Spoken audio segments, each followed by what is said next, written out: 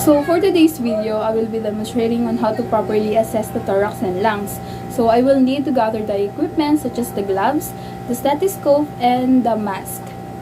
So complete examination of the thorax and lungs consists of inspection, palpation, percussion, and auscultation. So hi sir, my name is Sophia Lorraine and I am your student nurse for today. So may I know your full name please? Aling Jeffrey. Okay, Sir Allen, your birthday po, please. January 17, 2000. So, sir, we're going to assess your thorax and lungs to collect data about your health status. So, to evaluate your functioning of the lungs. So, I will need your participation and cooperation. So, is that okay with you po? Okay, so do you have any questions or clarification? So, after I introduce myself and verify the client identity and explain the procedure, we will now provide the privacy to the client. So I will be closing the curtains and also the doors, and of course we have to perform alcohol hand hygiene to begin.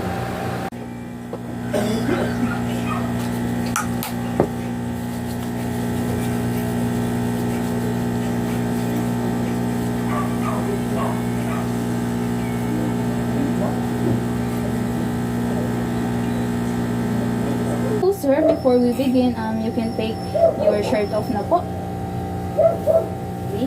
So, pwede pong patalikod po. Okay. So first thing, we have to assess the posterior thorax. So, we inspect for the configuration and the shape of the chest wall, as well as the position of the scapula. Okay. So the scapula are symmetric and non-protruding, and the shoulder and scapula are at equal horizon position, so the thorax appears symmetrically. We will also have to observe the use of the accessory muscles. So in the posterior thorax, we will observe the trapezius, and it is doesn't use, and the only major at work is the diaphragm, so that indicates that Sir Allen is normal, breathing normally, and the accessory muscles are normal. So we will have to inspect also the positioning. So Sir Allen's is relaxed and breathing easily. We will now palpate for the tenderness and sensation.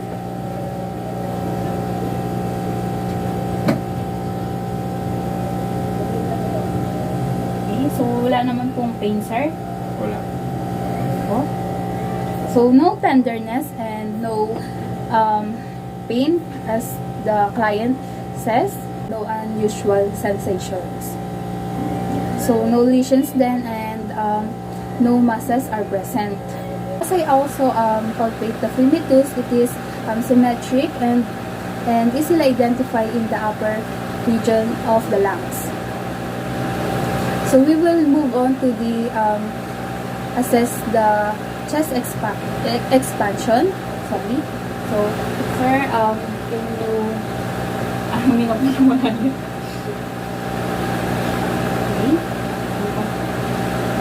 Okay, so it is also normal. We will now move on to the percussion of the thorax. So,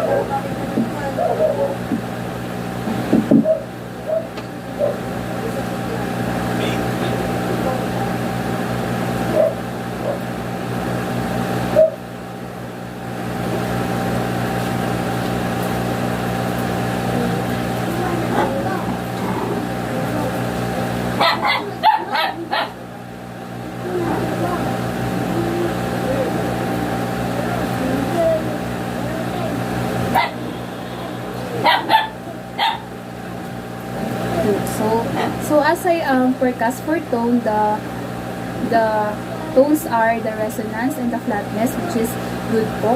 So we will also percuss for the diametric excursion.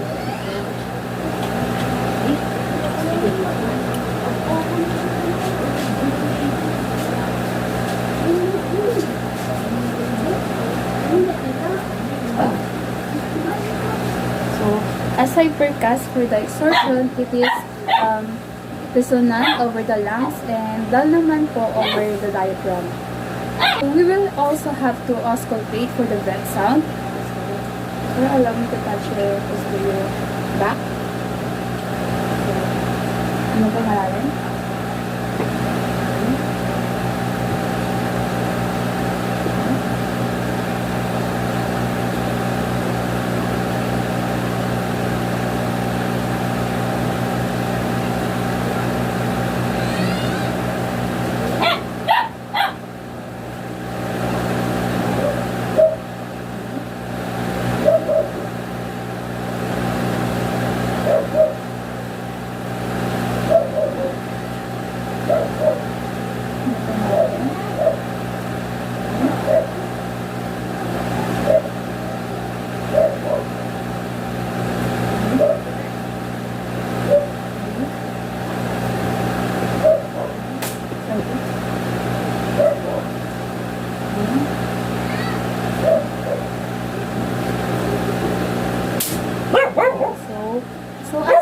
As auscultate the breath sound, it is all normal and no unusual sounds such as the crackles or whistle.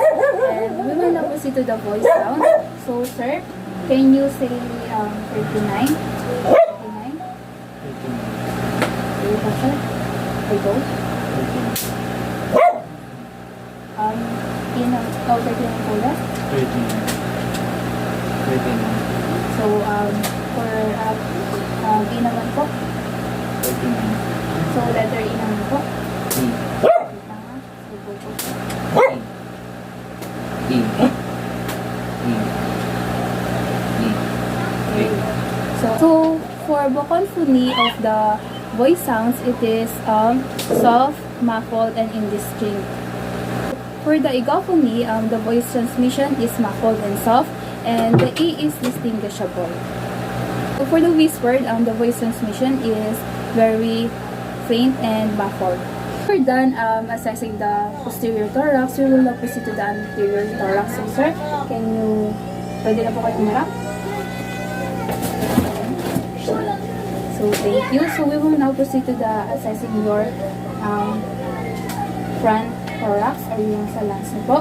So, we will have to inspect first the shape and configuration and also the sternum. So, the shape and configuration is all good, and the sternum is also in the midline position. So we will also watch for the sternal retraction. So no retraction observed naman, and we will now proceed to the inspection of the slope of the ribs. Okay. So the slope of the ribs is downward with symmetric intercostal spaces. So we will also have to observe for the quality and pattern of respiration. So the quality of respiration is relaxed, effortless, and quiet. So we will also want to inspect for the intercostal spaces. Okay, so the intercostal spaces ay no retraction and no bulging naman po. So we will also have to observe for the use of accessory muscles. Okay. So, inhale again. Inhale. Okay. So the use of accessory muscles such as the sternomastoid and the rectus abdominis is not seen and with normal respiratory effort. We will also want to palpate for the tenderness, sensation, and the surface muscles. So, one.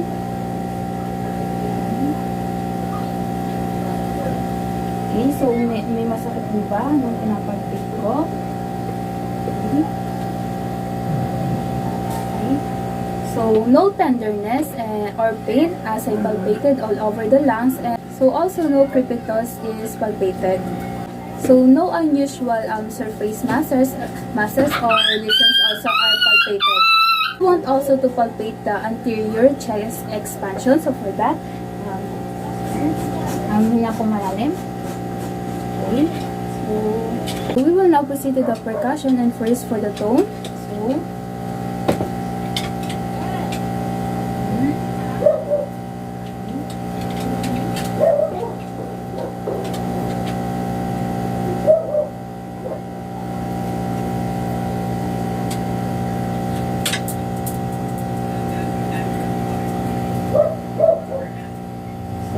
Okay, so the resonance for the lungs and dullness naman po sa breast tissues and heart and the liver, and tympani over the stomach, and flatness all over the muscles and bones. So we will now move on to the auscultation, which is we auscultate the breath sound, the unvicious sound, and the voice sound. So, yun na pong malalim. Good. Okay. Okay. Okay. Okay.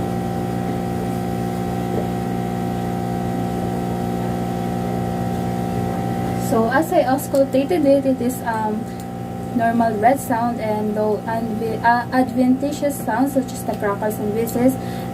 So that would be all, sir. So we're done assessing your thorax and lungs, and thank you for your participation and cooperation. So I will be documenting all the findings within this assessment, and I will be right back po for the results. So thank you, sir.